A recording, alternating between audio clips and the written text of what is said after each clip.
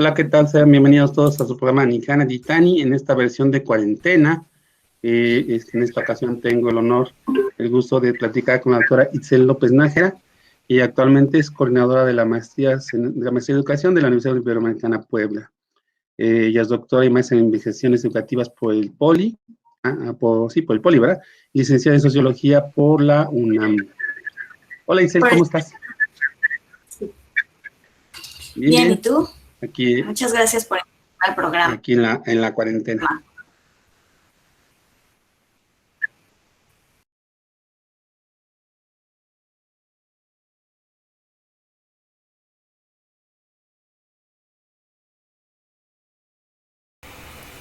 Hola, buenas tardes. Gracias al doctor Daniel Mosencagua por invitarme a participar en su programa. Voy a contarles algunas cosas sobre mí, sobre mi trayectoria, mi académica, mi puesto actual y las funciones que tengo en la Universidad Iberoamericana aquí en Puebla, y algunas opiniones respecto al tema de la educación y la pandemia que estamos atravesando en este momento. Son ejes de la charla y bueno, espero que pueda ser entretenido. Reitero mi agradecimiento al doctor Daniel por la invitación y bueno, voy a comenzar a contar algunas partes de mi formación y de cómo me fui inclinando hacia la investigación en educación. Bueno, yo soy socióloga por la Universidad Nacional Autónoma de México, por la Facultad de Ciencias Políticas y Sociales de la UNAM.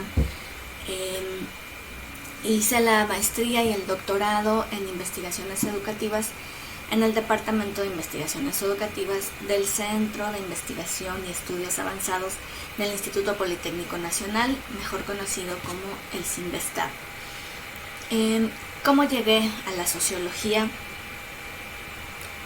Tiene que ver con una ilusión juvenil de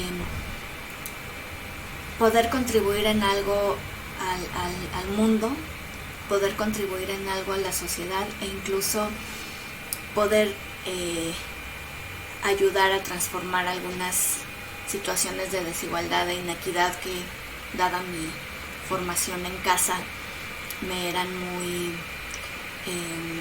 próximas como tema recurrente en nuestra mesa y que me fueron formando desde muy niña, ¿no? Yo estuve muy cerca de muchos movimientos estudiantiles, magisteriales y de otro tipo a lo largo de mi infancia y de mi adolescencia, y bueno, pues cuando llegué a la juventud tenía la cosquilla de estudiar esta carrera que me permitiría entender el comportamiento de los seres en sociedad y la manera en la que la sociedad modelaba también las conductas de los actores. Entro a la facultad y me doy cuenta de que es un campo muy, muy, muy amplio. A grandes rasgos le comentaba a Daniel que la sociología intenta darnos algunas claves de lectura sobre lo que es, sobre cómo se comportan los sujetos, los actores en el mundo cotidiano, cómo son producto de las estructuras y cómo las estructuras y las instituciones a su vez son producto de la acción constante de los sujetos, ¿no? En esta relación imbricada entre sujeto y estructura, y que hay una proliferación enorme de definiciones de sociología y de aportes teóricos sobre cómo funciona la sociedad en términos de autores, de tradiciones, de macro sociología, de micro sociología, de sociología interpretativa, que dan al que se forma en esta disciplina un amplio abanico para comprender el mundo allá afuera, el mundo cotidiano. Siempre se hace una decisión, una delimitación, siempre se hace una elección de ese corpus teórico que nos interesa, de esos lentes con los cuales nos interesa ver la realidad. Y a mí me interesa, pues sobre todo, me interesó en ese momento la sociología interpretativa o la microsociología. Y dentro de las ramas, además de la sociología, pues me fui por la rama de la educación. Está la sociología rural, la sociología de género, la sociología de la educación, una variable, un amplio abanico de elementos de la disciplina que dentro de los cuales vamos tomando cierto rumbo, ¿sí? Ciertas elecciones, ciertas decisiones sobre qué nos interesa trabajar en términos sociológicos y desde qué enfoques y desde qué autores. Hay una riqueza enorme en esa disciplina. Y bueno, me fui enganchando con la dimensión educativa, la comentaba con el doctor Daniel, a raíz de un movimiento estudiantil en el que yo participé en la universidad en el año de 1999, que fue un movimiento en contra del alza de las cuotas en la universidad pública. Se estaba proponiendo que se pasara de un esquema de 20 centavos a 1,200 pesos. Y al margen del monto, que fue algo que caló mucho entre los jóvenes para iniciar la movilización y la organización, al margen de eso lo que configuró mucho y en buena medida el discurso de los estudiantes organizados en contra de esta iniciativa fue que eran dictados o demandas que provenían de organismos internacionales como el Banco Mundial, como el Fondo Monetario Internacional, que estaban diciendo, que estaban marcando el rumbo de la toma de decisiones en las instituciones públicas estatales. Cuando yo estaba muy joven en ese momento y yo me preguntaba qué tienen que ver los organismos internacionales en educación. ¿Por qué? No se supone que somos un país soberano que toma sus propias decisiones. Y bueno, ese cuestionamiento, esa duda me llevó a orientarme cada vez más por la investigación en educación. Y mi tesis de licenciatura fue justamente sobre cómo estaba influyendo el Banco Mundial en la conformación del programa Escuelas de Calidad en el país, que en ese momento era el programa estrella de la administración del presidente Fox. Hubo algunos resultados interesantes de esa primera aproximación, en donde efectivamente Banco Mundial estaba sosteniendo de manera económica ese proyecto y que había una correspondencia muy, muy isomórfica entre los postulados del organismo y los postulados de la política nacional. Y fue ahí como empecé a comprender estos fenómenos de globalidad, ¿no? En donde nos vamos insertando cada vez más en interdependencias cada vez más profundas, ¿no? Ya no tan fáciles de destejer estos nuevos escenarios que, bueno, incluso tienen mucho que ver con lo que está ocurriendo ahorita, ¿no? Nuestra primera pandemia de magnitudes globales y cómo nos afectamos mutuamente y cómo lo que ocurre en China nos afecta en algún momento a nosotros, y esa interconexión que ya no da marcha atrás en estos contextos, ¿no? En ese primer momento fue muy interesante lo que encontré, la manera en la que fue inscribiéndose el discurso educativo en ciertas enunciaciones de corte mucho más economicista, ¿no? La manera en la que se disputan a veces esas enunciaciones entre, por ejemplo, la UNESCO y por el otro lado el banco, ¿no? Y cómo los sujetos en el plano más empírico, en el plano más cotidiano, resignifican y reconforman todos estos mandatos globales de acuerdo a la necesidad netamente contextual e in situ de su localidad y de y de su modo de vida. Después, bueno, cuando egresé, busqué la posibilidad de ingresar a una maestría para continuar con estas temáticas, con estas investigaciones, y me topé con el DIES Investav y vi que era como una de las grandes instituciones y más representativas para hacer estudios de posgrado y formarse como investigadores educativos. Y pues envié mis papeles, hice todos los procedimientos necesarios, el examen, la entrevista, etcétera, y finalmente pues ingresé a la maestría y volví a trabajar el asunto de la calidad educativa, ahora con más organismos internacionales, para ver estas distinciones enunciativas entre lo que decía hace un momento, ¿no? La diferencia entre cómo está conceptualizando y haciendo y su dispositivo entre Banco Mundial y UNESCO, cómo hay diferencias sustanciales, aunque pareciera que a veces hay mucho prejuicio de que terminan siendo lo mismo, y no es así. No es así, sí hay una diferencia sustantiva y que termina definiendo y dándole una identidad muy distinta a cada uno de los organismos y de lo que están proponiendo para la educación. Incluso aunque compartan ciertos resultados y ciertas recomendaciones, tienen planteamientos diferentes. Entonces, continué trabajando con eso y elaboré más planos de análisis nacionales y locales.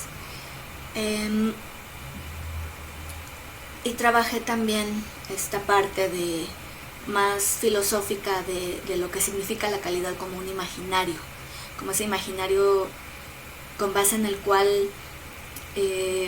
asentamos todos nuestros anhelos y le depositamos a la educación todos nuestros anhelos y nuestras demandas sobre lo que deberíamos de estar aprendiendo, sobre cómo deberíamos estar aprendiendo, sobre cómo debería estar enseñando el docente, sobre cómo deberíamos estar empleando las tecnologías.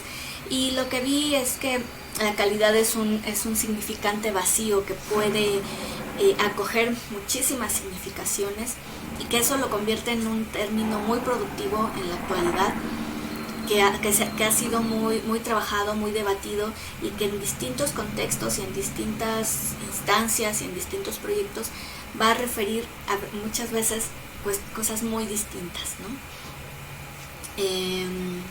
Eso es interesante porque tiene que ver con la resignificación que se da en los lugares más locales de operativización y de enunciación de este significante. Pero bueno, yo tenía la cosquilla siempre he tenido este traslape entre lo que es la globalización, organismos internacionales y movimiento estudiantil. Finalmente, como les decía hace un momento, lo que me llevó a la investigación educativa fue un movimiento estudiantil, ¿no?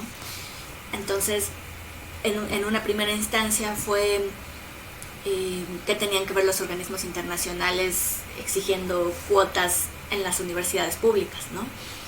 Pero en un segundo momento la reflexión fue sobre el mismo movimiento, ¿no? Entonces ahorita, bueno, en la tesis de doctorado trabajé movimiento estudiantil del 68, el proyecto educativo posterior al 68 que ofreció Luis Echeverría, el entonces presidente Luis Echeverría, como para aligerar las consecuencias de la explosión juvenil, y la manera en la que ese panorama que se generó después del 68 configuró otro tipo de movilizaciones como el movimiento armado, ¿no? Que también tenía sus propios imaginarios, sus propias utopías, sus propios proyectos, y entre ellos hablaban de educación política, ¿no? Me voy dando cuenta de que lo educativo no se remite ni única ni privilegiadamente al ámbito de la relación áulica entre docentes y estudiantes, sino que va mucho más allá, por dispositivos, por políticas, por encuentros, desencuentros, formaciones, proyectos, ¿no? Y que puede abordarse tanto desde lo escolar como lo extraescolar, y desde una infinita, bueno, no infinita, pero sí muy amplia, muy variada posibilidad teórica y metodológica. Y bueno, a raíz de la formulación en el doctorado, me mantengo mucho en la reflexión de la formación fuera de la escuela, de la formación en movimientos estudiantiles y lo que significan los movimientos estudiantiles para las políticas educativas, o como núcleos formativos dentro de las cotidianeidades del desarrollo de cada movimiento, ¿no? Ahorita justamente estoy elaborando, bueno, ya tengo algunos textos, 3 textos elaborados en torno al movimiento en el que participé, y bueno, siguen saliendo cosas muy interesantes. Uno siempre, yo me había quedado con cierta mirada de mi propia participación, y al ir ahí afuera a indagar cómo fue ese movimiento, me encuentro muchas cosas muy enriquecedoras que me ayudan a seguir dando cuenta de estos temas que son los de mi interés, ¿no?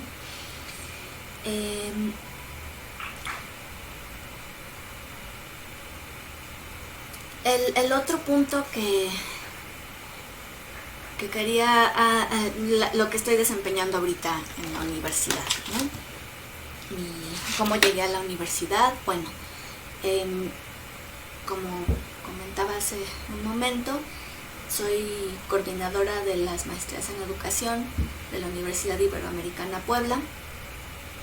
En este momento desempeño ese cargo, aunque yo fui contratada en un inicio como profesora de tiempo completo.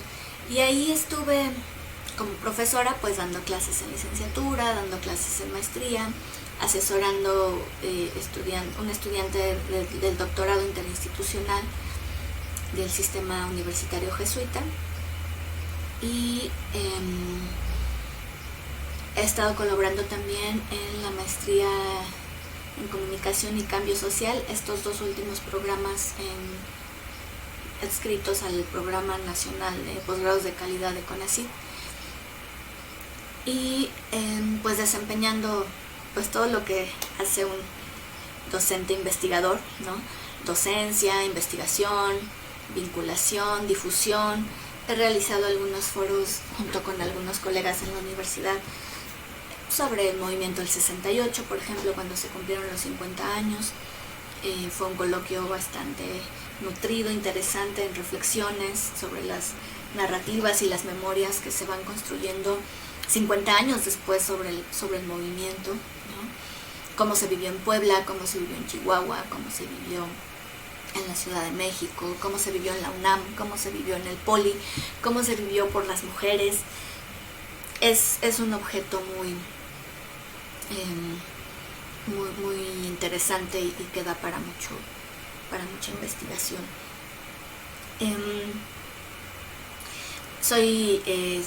Me encuentro en el Sistema Nacional de Investigadores como candidata, como en el nivel candidata, y bueno, eso me permite toda mi formación y mi adscripción institucional y mi adscripción fuera de la institución, de la universidad, me permite tener pues una idea de la necesidad de la investigación educativa, en qué términos. Me gusta mucho compartir lo poco que sé con mis estudiantes sobre investigación, y me gusta animarlos a que ellos también se pongan a investigar, a publicar, que traten de colocar algún documento en una revista, o que vayamos a los congresos, vayamos a foros formativos, ¿no? En donde tengan mucho más visión sobre lo que es el campo y lo que se discute en el campo, ¿no?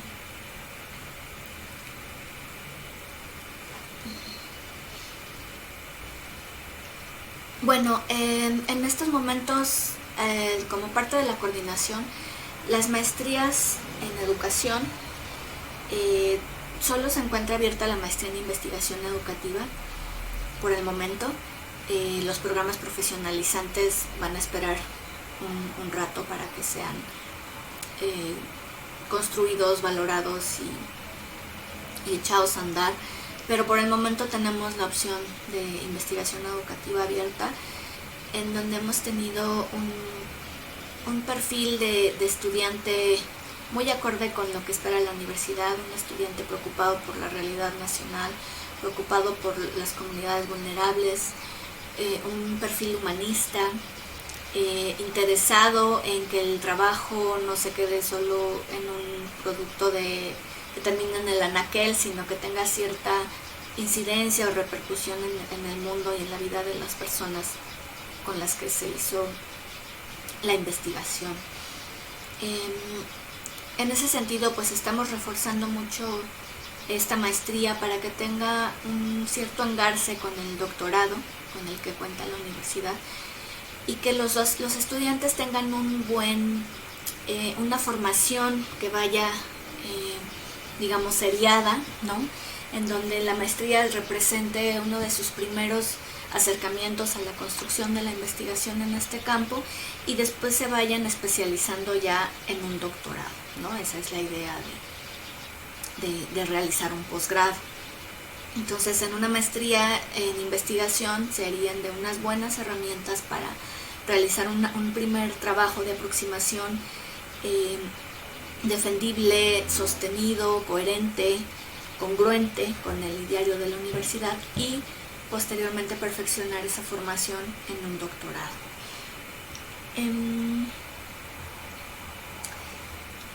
Pues los invito, ¿no? Si se puede hacer el comercial en el programa, a tomar en cuenta esta opción, donde el doctor Daniel es docente también de investigación. Daniel da pensamiento estadístico, y bueno, él podrá comentar algunas cosas también sobre el programa y los chicos a los que ha conocido cuando ha estado frente a grupo. Pues es la invitación, ¿no? A que se animen a conocer lo que ha trabajado la planta docente, que básicamente es la misma planta docente que, bueno, muchos de los profesores de la maestría son también profesores en el doctorado, entonces hay mucha experiencia acumulada entre los colegas sobre cómo llevar trabajos de investigación y llevarlos a buen término con un nivel de egreso pertinente. Bueno, finalmente, para no hacer tan larga la cápsula, había unas preguntas, algunas reflexiones sobre la pandemia y la cuestión educativa en este momento, y me gustaría ir un poco más allá de qué significan las TICs ahorita en este momento y cómo estamos trabajándolas y cuáles son las formas más pertinentes y necesarias de emplear las tecnologías, que de verdad no es mi campo y no quiero invadir campos ajenos. Yo creo que Daniel es mucho más experto en esto y él me corregirá en muchas cosas, pero yo quería hacer como otras reflexiones de otro tipo que están alrededor del objeto también. Coincido con muchas personas en que hemos tenido que hacernos de las herramientas inmediatas para poder atender las demandas que nos hacen los estudiantes y nuestras instituciones para seguir adelante con los semestres y para llevar a buen término las evaluaciones, pero es necesario que pensemos que esta realidad en primera nos disloca a todos, ¿no? Aunque tengamos todas las condiciones del mundo para realizar bien nuestro trabajo y para llevarlo a buen término y para tener un seguimiento con los estudiantes, de todos modos estamos dislocados por la situación que estamos viviendo allá afuera y por la manera en la que de pronto tenemos que empezarnos a relacionar con herramientas con las que no estábamos familiarizados, que no solíamos emplear o que las dejábamos en segundo término en nuestra docencia. Ahora, si nosotros que tenemos todas las condiciones para conectarnos en casa, para un cuarto silencioso, ventilado, para un equipo de cómputo para mirarnos en línea. Si nosotros estamos dislocados, si nosotros estamos aprendiendo, si nosotros se nos dificulta la experiencia, las personas que viven en otras situaciones, en condiciones de exclusión y de desigualdad, para ellos es mucho, mucho más fuerte y más relevante esta situación. Y es mucho más dislocatoria y es mucho más... y les afecta mucho más que a los que tenemos todos los insumos. Entonces, es un escenario en el que tenemos que pensar, ¿no? Tenemos que pensar mucho cómo podemos contribuir a que esa brecha que excluye de manera tecnológica a un amplio sector poblacional, cómo le va a significar a mediano y largo plazo, cómo le va a significar a futuro en su aprendizaje, y cómo se pueden incorporar esas otras poblaciones que ahorita están padeciendo mucho más que nosotros, que los que relativamente tenemos cierta estabilidad y cierto acceso a los insumos, ¿no? Es una experiencia única, global, otra vez la globalización, la interconexión, la imbricación constante entre norte-sur, entre los continentes y entre las clases más favorecidas y las más desfavorecidas. Nos toca a todos, nos atañe a todos, pero desafortunadamente, dadas las brechas y las tremendas disparidades de condiciones de vida, las vivimos y las asumimos de manera distinta, ¿no? Entonces, para mí no es como muy sencillo decir, ay, bueno, vamos a hacer una breve guía de cómo emplear bien el Zoom o cómo aprender a usar el Teams, que bueno, sí, son necesarios para llevar a buen término nuestra práctica y para atender a nuestra población estudiantil, pero no sin dejar de contemplar que es posible que nuestra población también esté padeciendo de estas carencias en algún sentido, ¿no? Y también, como corresponde a todo investigador educativo, atender la situación, a lo mejor no inmediata, de nuestros propios alumnos que tienen ciertos insumos con los cuales pueden defenderse para terminar el semestre, sino ver más allá, ¿no?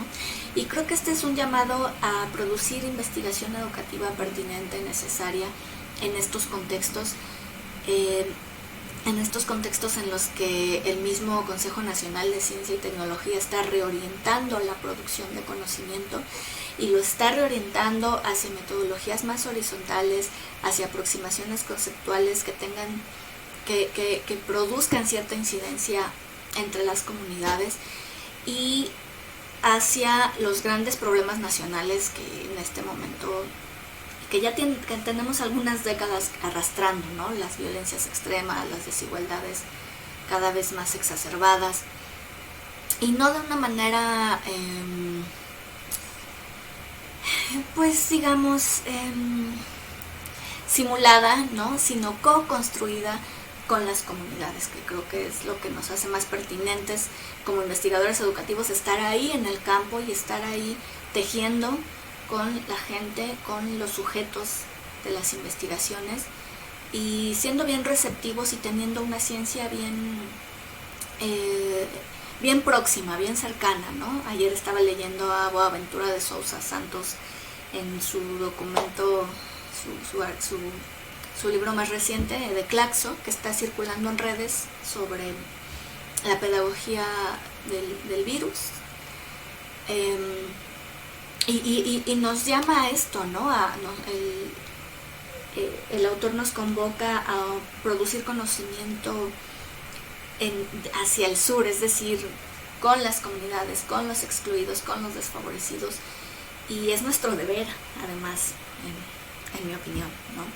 Es nuestro deber como sujetos que egresamos de cierta formación, contribuir con de la manera en la que podamos, con la producción de nuestro conocimiento, ¿no? Y cómo el conocimiento ya no va a ser valorado en función de los papers que logres publicar en no sé cuántos idiomas, en no sé cuántas revistas, sino el impacto real, el impacto cotidiano que pueda llegar a tener los resultados de tu trabajo.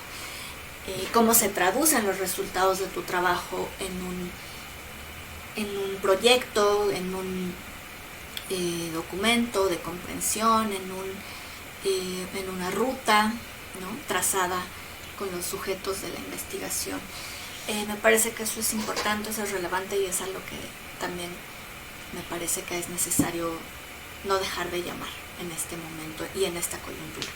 Entonces, pues una de esas grandes temáticas que llegaron, CONACYT ya tiene algunos meses trazando estas rutas, pero de pronto, bueno, pues llega la contingencia que disloca todo lo que toca, ¿no?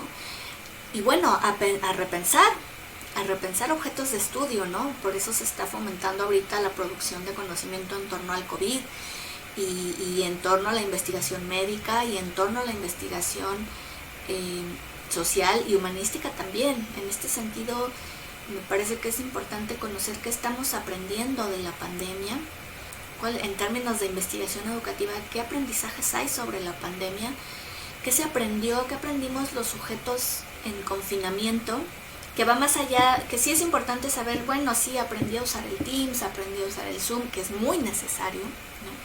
Pero en términos de ser persona, de ser sujeto, ¿qué aprendí también, ¿no? ¿Qué aprendí? ¿Qué me está enseñando? ¿Cómo estoy subjetivando mi contexto que me vulnera, ¿no? ¿Cómo estoy subjetivando la manera en la que leo constantemente que la depredación de la naturaleza es la que nos está llevando a estos estados, ¿no? Decía Enrique Dussel hace unas semanas en una entrevista que llevamos siglos separándonos, poniéndonos por sobre la naturaleza, manipulándola, forjándola, tratando de controlarla, y finalmente la naturaleza se nos revela y nos muestra esta cara de imposibilidad de ser domada, ¿no? Y hace, digamos que podríamos decir que es un llamado a reincorporar al sujeto como un sujeto vivo, horizontal, como parte de esa vida que se desarrolla en el planeta, y no como el sujeto que ha usado como un recurso, como para su provecho, a esa tierra y a esa vida y a ese entorno, ¿no? Y bueno, repitiendo una de las cifras que dio Boaventura de Sousa en su texto que les comento, la vida humana en el planeta solo representa el 0.01% de la vida total, y ese 0.01 está acabando con el resto de la vida, ¿no? Y bueno, hay que repensar nuestras relaciones de producción, nuestras relaciones sociales, la manera en la que concebimos a la naturaleza como recursos, ¿no? Como recursos naturales, incluso en la nomenclatura misma hay que ponerla en cuestión, y hay que reactivar, hay que desnaturalizar estas ideas, cuestionar el peso de la costumbre en la que nos hemos formado y reactivar para poder imaginar otros escenarios posibles. Entonces, en ese sentido, la investigación educativa tendría mucho que ver ahí para saber cómo están enfrentando la contingencia de los sujetos frente a un monitor, pero también qué están aprendiendo fuera de ese monitor y qué están aprendiendo de la pandemia y cómo están imaginando otras formas de vida, otras posibilidades, ¿sí? Creo que eso redondearía mucho lo que a veces nos solemos quedar en ese plano, ¿no? De instrumental, muy técnico, de cómo aprender a usar las TICs para ser buenos docentes, lo cual es muy importante porque cada vez más las vamos a necesitar, pero también desarrollar en los sujetos cómo es que llegamos a este confinamiento, cómo es que llegamos a esta pandemia y cómo nos va a reconfigurar en nuestra subjetividad. Y esa subjetividad implica formación escolar y extraescolar, frente al aparato y detrás del aparato. Entonces, eso me gusta mucho, ¿no? Poder convocar no convocar necesariamente, pero sí mostrar que hay muchas reflexiones en torno al educativo, que no se centra solo en esta parte, ¿no? de los temas más clásicos curriculares, que insisto son muy necesarios, pero que deben ser contextualizados, porque siempre el contexto nos permite tener muchas más reflexiones sobre nuestro papel en el mundo. Tengo otras reflexiones sobre esta coyuntura. Me parece que no se trata de trasladar la vida a lo virtual para que ésta siga como si nada hubiese ocurrido, sino que se trata de repensar cómo es que llegamos a esa situación. ¿Cómo es que llegamos a esa situación? En el grupo de investigación, en uno de los grupos de investigación a los que pertenezco, una de las clásicas preguntas es ¿cómo es que llegó a ser esto? ¿Cómo es que esto llegó a ser lo que es? Y es como que la metapregunta de investigación que puede abrigar diferentes objetos de estudio, diferentes problematizaciones que nos hagamos respecto a un objeto educativo. En este sentido, ¿cómo es que llegó a ser lo que es el tener que improvisar de manera abrupta frente a una pantalla y un aparato, mi docencia desde Teams, ¿no? ¿Cómo me las arreglo? ¿Cómo me las ingenio? ¿Cómo llegamos a eso? ¿Cómo tuvimos que recurrir a eso? Y ahí es donde planteo que esta parte que les decía, ¿no? Que no se trata de trasladar la vida a lo virtual, así de, bueno, ya no podemos salir, bueno, volvamos a hacer las mismas cosas que siempre hacemos, pero ahora confinados. No, creo que es un llamado a reflexionar, a repensar qué nos están significando en este momento las tecnologías, cómo nos están salvando de muchas carencias y de muchos rezagos posibles, pero que no necesariamente son la respuesta última, definitiva y más acabada que podamos tener, ¿no? Ayudan mucho, por supuesto, pero siempre tenemos que tener en mente las situaciones de exclusión en las que nos encontramos y la manera en la que estas desigualdades resultan problemáticas para nuestras realidades, sobre todo las realidades latinoamericanas, y cómo repercuten en la enseñanza y en el aprendizaje en nuestro contexto más inmediato, ¿no? En lugar de ver como la panacea que nos va a venir a salvar en algún momento. En mi opinión, esta coyuntura nos ha permitido percatarnos de la necesidad del otro, del contacto, del afecto. A mí me gusta mucho una noción de Alfred Schutz, que es la intersubjetividad, y cómo nos conformamos como sujetos en términos de intersubjetividad, siempre en relación con un otro, siempre en relación con la mirada del otro, con la mirada que el otro me devuelve sobre mí mismo, con la mirada que me devuelven los estudiantes cuando los veo contentos en el aula, haciendo equipo, divertidos, imaginativos, pensando cómo van a resolver el ejercicio que les puse, cómo van a dialogar sobre la pregunta de investigación que les hago, ¿no? Cómo se están organizando para trabajar en equipo, para colaborar, ¿no? Cuestiones corporales, muy corporales, que no necesariamente la virtualidad nos permite trabajar, ¿no? Los afectos que se mueven en la comunidad y que no son tan visibles o tan fácilmente transmisibles en las clases en línea. Por ejemplo, muchas veces tenemos que apagar nuestras cámaras porque el sonido no se interrumpe, ¿no? Y y no podemos ni siquiera ver las expresiones del otro cuando estamos hablando, cuando estamos dando una clase, ¿no? Y eso forma parte de la formación en intersubjetividad, o sea, como el otro me está devolviendo una mirada de mi propia docencia, de que voy bien, de que voy mal. El docente va midiendo en función de la corporeidad y de las expresiones de los alumnos, si están comprendiendo, si no están comprendiendo, por dónde sí, por dónde no, con qué dudas se fueron quedando, qué señas fueron haciendo cuando yo estuve hablando de algo muy teórico, o si existe una preocupación en alguno de ellos, ¿no? Nosotros en la universidad procuramos mucho la proximidad afectiva con nuestros estudiantes y tratamos de ponernos en el lugar del otro y tratar de comprender cómo se sienten frente a nuestra enseñanza, y esos ejercicios difícilmente los podemos realizar en línea, a menos que en un futuro se puedan ir perfeccionando nuestras prácticas, porque a lo mejor ahorita irrumpió de pronto el contexto y estamos apenas acomodándonos y no sabemos cómo ver eso desde un monitor, pero o si existen otro tipo de tecnologías donde podemos ver la corporeidad del estudiante, bueno, pues no tenemos acceso, ¿verdad? Volvemos al asunto de la exclusión y la desigualdad.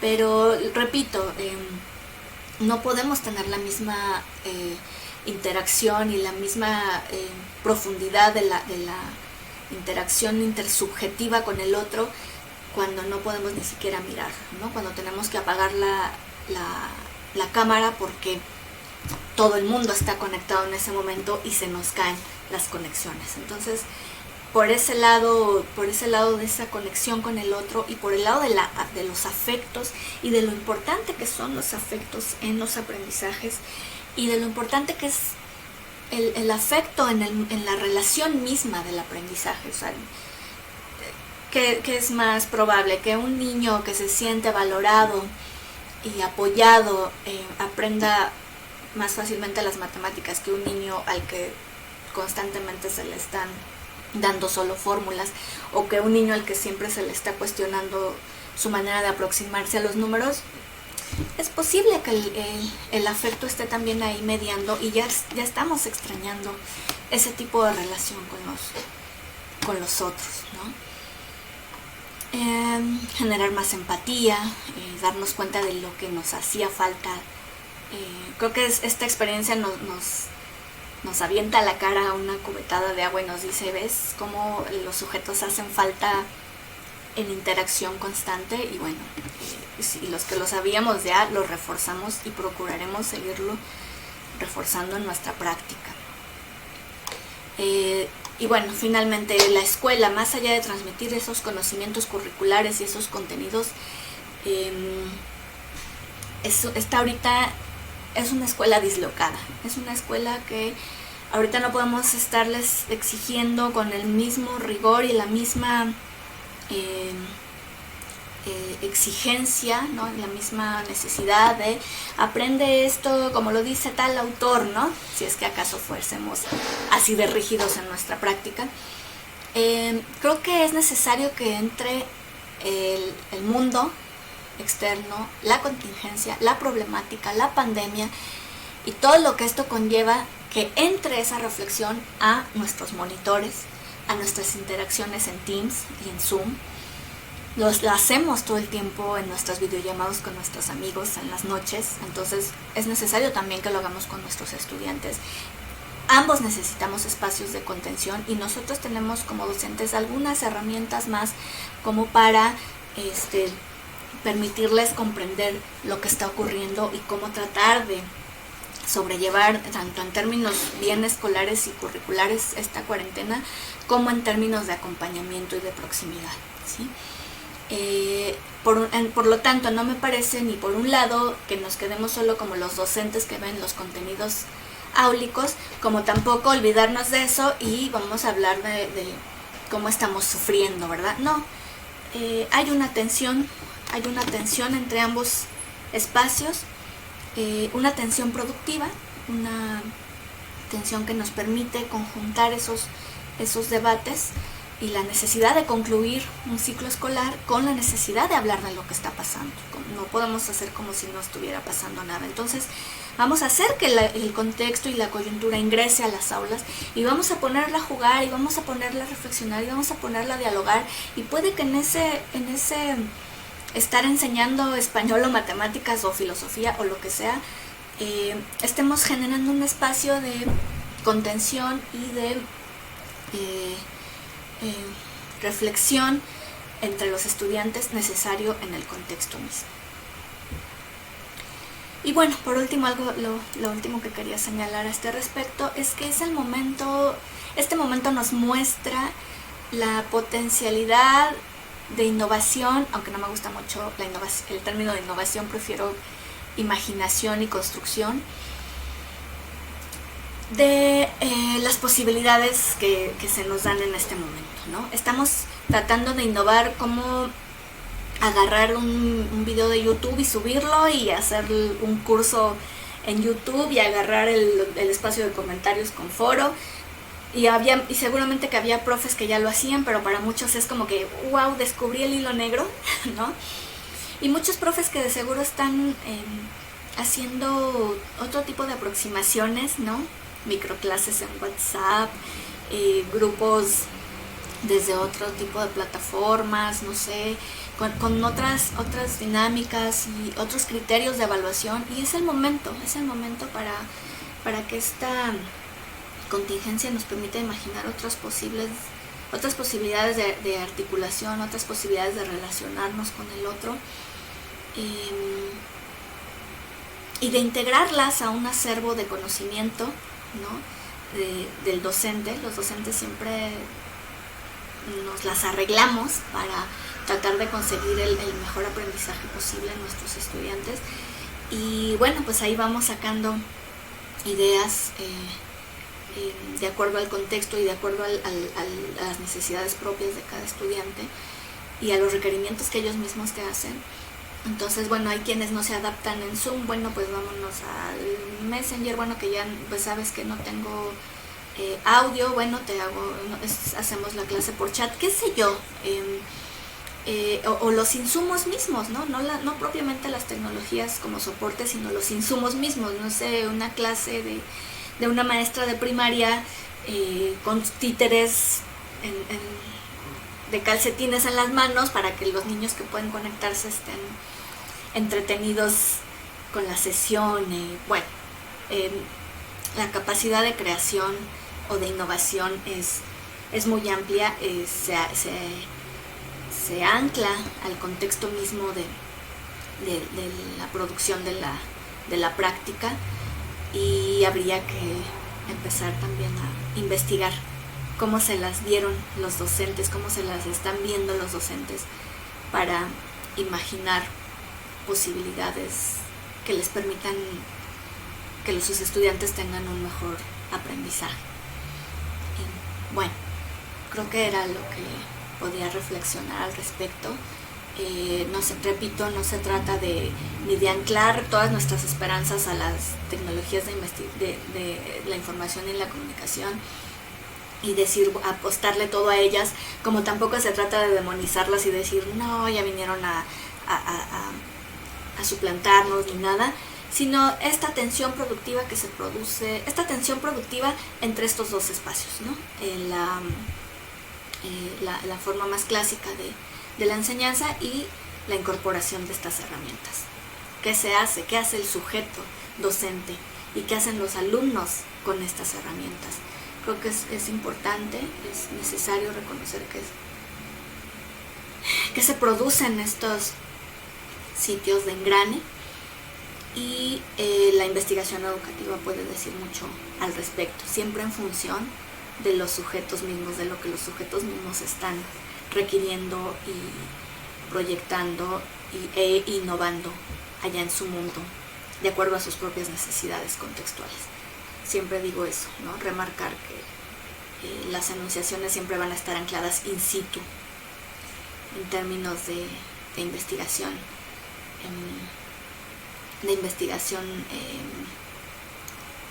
cualitativa al menos, ¿sí? Bueno, pues creo que es todo lo que quería comentar. Muchas gracias por haberme invitado a esta sesión con el doctor Daniel, y ojalá que pueda ser muy productivo el diálogo.